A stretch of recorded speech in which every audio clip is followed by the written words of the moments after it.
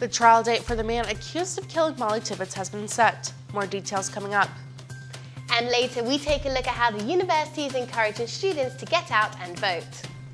We'll hear from the Daily Iowans pregame editor on how the Hawks can beat the Badgers this weekend. And we'll hear from the Iowa field hockey team on their top 25 matchups this weekend. After 2 days of rain, sunny skies are on the horizon. All of your 5-day forecast and more in weather.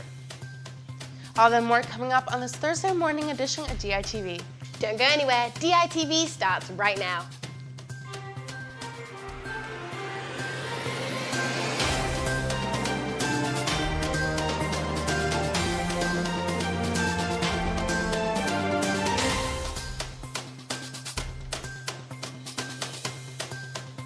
Good morning, thank you for tuning in to this Thursday morning edition of DITV. I'm Sydney Zatz. And I'm Jahisha Thomas. On Wednesday, Christian Bahana Rivera, the man accused of murdering UI student Molly Tibbetts, pled not guilty for first-degree murder. Tibbetts made national news following her disappearance July 18th and the finding of her remains August 21st. During the arraignment on Wednesday, 8A District Court Judge Joel Yates set the trial for April 16th, 2019. Following a conviction, Rivera can face life in prison without the possibility for parole. The Iowa City Council special election is only a few weeks away. During the primary election in the beginning of the month, there was low voter turnout. In order to increase this, the University of Iowa student government is doing what they can to give students the resources to inform them how, when, or where to vote. We have Daily Iowa TV reporter Mackenzie Cooper in the studio to tell us more. Good morning, Mackenzie. Good morning, Sydney. That's right. In order to increase engagement between students and the City Council, the University of Iowa student government hosted a forum on Wednesday night. Iowa City Council candidates Bruce Teague and Ann Ferrix participated in a Q&A with UISG. Teague and Ferrix had the opportunity to introduce themselves to the public. Then a student government representative asked 6 questions to each candidate regarding student life. The subjects range from affordable student housing near campus to more transportation options around Iowa City to campus. Both Teagues and Ferrix agreed that there needs to be more affordable housing for students. They also believe that more transportation options will give students more opportunities to get jobs off campus. Afterwards, they opened it up to the audience who were able to ask the candidates their own questions. This week, UISG and Hawkeye Caucus are hosting Voter Registration Week to encourage students to get registered to vote. They're hosting multiple events throughout the week, and this Q&A was another way to help students stay informed about city issues. The city affects a lot of issues such as public safety, housing affordability and quality, and anything in between. So it's really an important issue that we wanted to get across and hopefully get more students involved in. Events will continue throughout the week, with the final one taking place on Tuesday at Hubbard Park. The Iowa City Council special election will be held on October 2nd. Jahisha and Sydney, back to you at the desk. The Senate Judiciary Committee head and Iowa Senator Chuck Grassley says they will take the allegations of sexual assault against Supreme Court nominee Brett Kavanaugh, quote, step by step. Christine Blasey Ford, who made these accusations, will not appear before the Senate Judiciary Committee, according to the legal team representing Ford. The legal time references the small 6-day window and preparation and a feeling that the senators on the Judiciary Committee have already made up their minds. Fellow Iowa Senator Joni Ernst supports Grassley's investigation, but refuses to make any judgments on Ford before its completion. Well, I'm hoping that there's not another day where I get caught in the rain in my slides and t-shirt. Yeah, yesterday, I went to class, perfectly sunny. I hear some thunder during my class, and then I walk out, it's a torrential downpour, and hopefully it clears up. We have a big game this weekend, and I'm just sick of the rain. I know, I'm hoping for those games. It's going to be a good one, so I'm hoping that it's going to be clear skies for those Hawkeyes. Dylan, over to you. Thanks, Sydney and Jahisha. Yeah, all of us were trying our best to navigate through those storms these last couple of days, but we all can't even imagine what happened on the East Coast during Hurricane Florence. The aftermath of this hurricane is beyond devastating. There has been extreme flooding, property damage, and even 3.4 million chicken and turkeys have died from this traumatic hurricane, along with 5,500 pigs. Here, you can see the chicken farm buildings near Trenton, North Carolina, drowning from floodwater. Also, more evacuations have been forced, and flood warnings have been issued as the rivers continue to rise, even after the storm has passed. Now, as we transition back to the heartland that is the Midwest, this morning, Iowa City will see a temperature of 75 degrees and thankfully no rain. As we head into the night, there will be sunny skies and a temperature of 86 degrees. Now, going into our extended 5-day forecast. Tomorrow we'll have a high in the mid-60s and a low in the mid-40s with partly cloudy skies.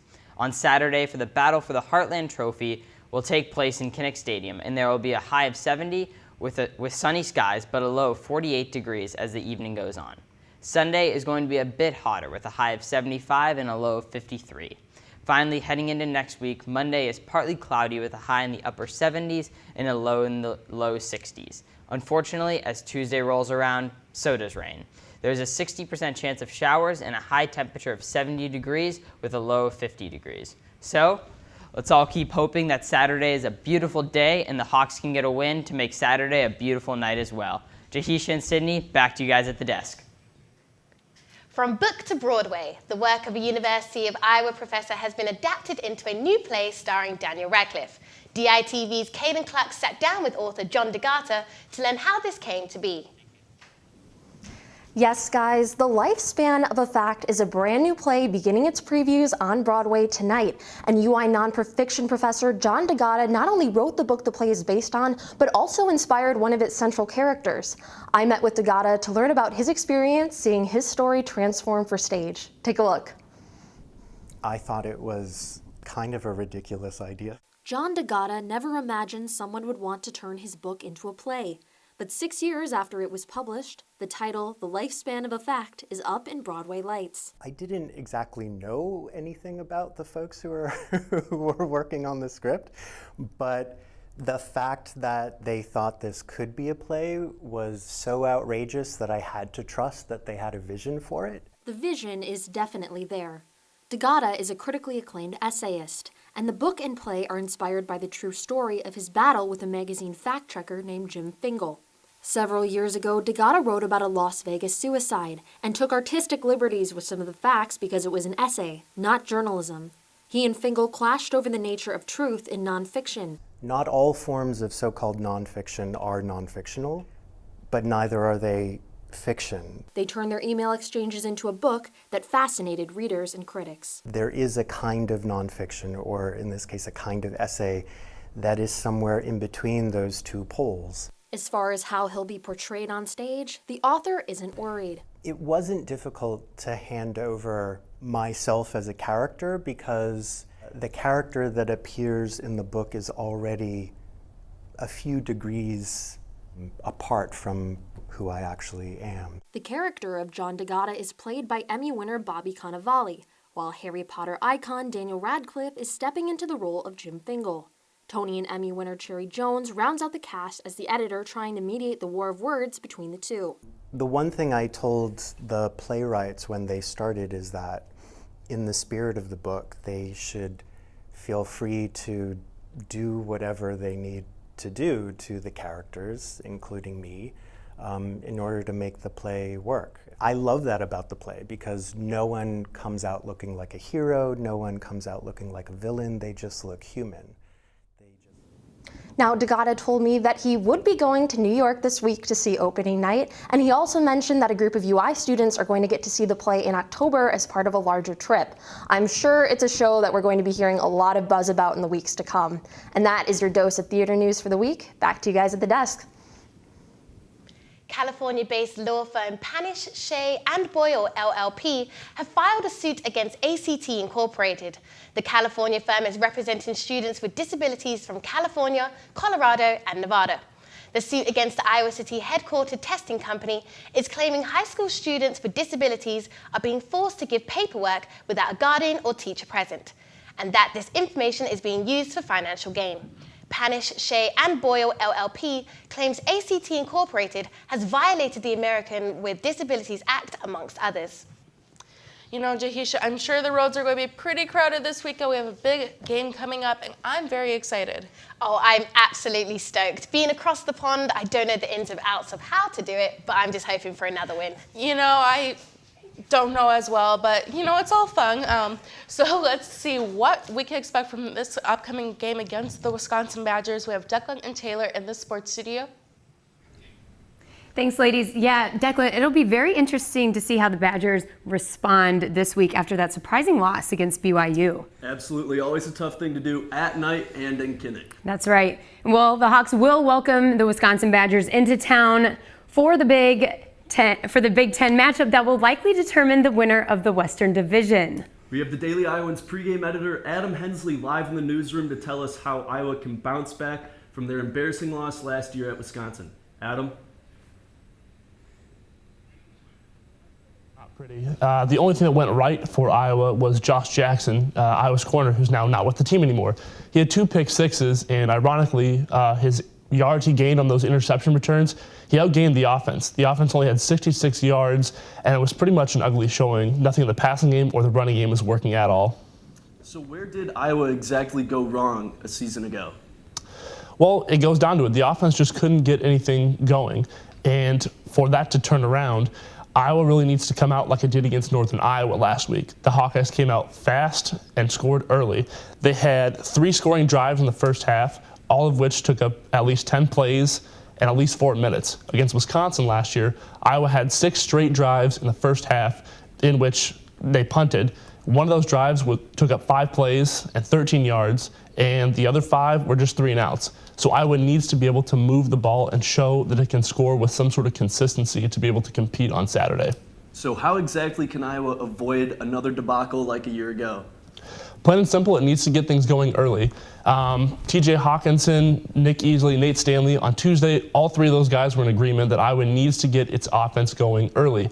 The Hawkeyes' best bet is to get things going through the air. They're a typical ground game team. However, when things go through when the passing game gets going, things open up on the ground game, and Iowa becomes 2-dimensional instead of a 1-dimensional team. Which Wisconsin player in particular should Iowa focus on? So Wisconsin's got plenty of guys that can hurt the Hawkeyes. On offense, they have Jonathan Taylor. He's one of the country's best running backs. However, I think the guy Iowa needs to key in on the most is TJ Edwards. Wisconsin runs a 3-4 defense, and he's one of those middle linebackers. This guy's a beast. He had 81 tackles last season, 11 for a loss. And so far, he's part of that Wisconsin defense that's allowing just 13.7 points per game so far in 2018. So I think for Iowa to really get its offense going, like I said, for one of those big keys, stopping TJ Edwards is the #1 priority. Adam Hensley live in the newsroom. Thanks, Adam. This weekend, the Iowa field hockey team will travel to Evanston, Illinois for 2 top 25 matchups against Northwestern and the University of California. We spoke with Katie Birch and Coach Salucci to see what they're doing to prepare for the wild weekend. We're really going to bring it to them. We're going to try to close it down in the first half, like really dictate it. It's going to be a really tough game. We know that. They're going to really bring it to us. They always do. We're just hoping we can bring it even harder and better than they can. Continue to focus on us and what we're doing well, we need to do even better. And a few things that we probably can clean up. We absolutely have to have cleaned up for this weekend, especially, again, our ability to sustain our attack and clean up our offensive third, just because Northwestern and Cal have great defenses, and we need to be the chances we get, we need to be able to capitalize on. That's all we have for you in the sports studio. Let's toss it back over to Sydney and Jahisha at the desk. Thank you for tuning in to this Thursday morning edition of DITV. I'm Sydney Zatz. And I'm Jahisha Thomas. Have a wonderful day.